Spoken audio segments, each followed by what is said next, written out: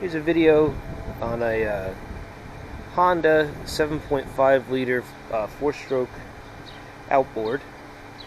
It's a early to mid 80s long shaft outboard engine. I got it on a 14-foot fishing boat, and I've taken it out twice already successfully. Done 2 fishing trips. It ran fine. I wasn't concerned about it not getting me back to the boat ramp, but it did have some hesitation when getting to when bringing the speed up, and actually it didn't want to idle very well. I had to give it a little bit of throttle to keep it idling. So I didn't mess with it the first time. I took it out again yesterday just to see how things went. It did a little better, but still the hesitation's still there and the poor idle's still there. So I'm going to take a look at it and we'll see what we find. What I'm going to start with today, the way I'm going to approach this is I'm going to check the basics, and I'm just going to do one thing at a time. If I find something that's not right, I'm just going to change one thing. Alright, so anyway, got you set up there. To pull the cover off, there's a little latch back here. Push that down.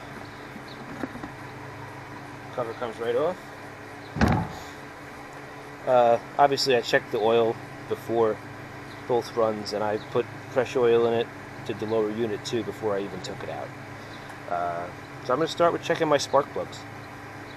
The spark plugs on here are 3/4 inch ratchet to take them off.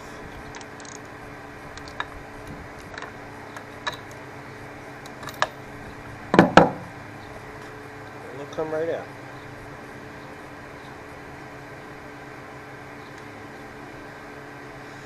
This is from the lower cylinder. I'll get that in the picture for you. That gap looks really small to me. I don't know if I get the focus.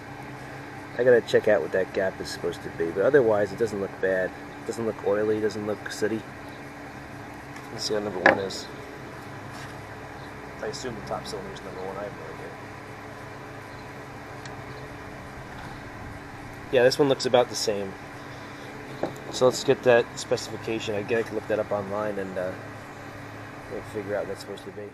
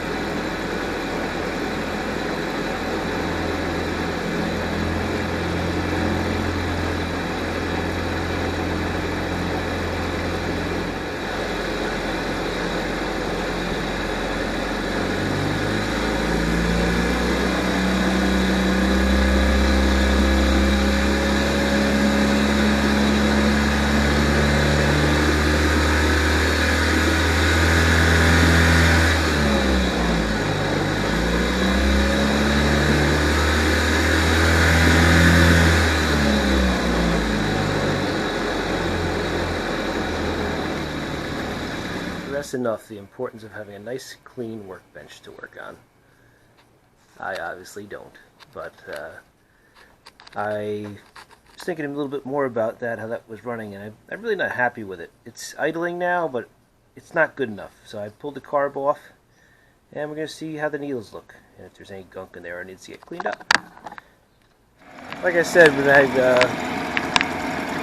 did the spark plugs, and it seemed to idle better. Found the spark plug gaps were too close, but it didn't seem right. Like I said, chalking this one up to not knowing. This is really the first outboard that I've ever had, so it just didn't seem right. Honda's supposed to run really smooth, so I pulled the carburetor off, cleaned it out. The carburetor's right here.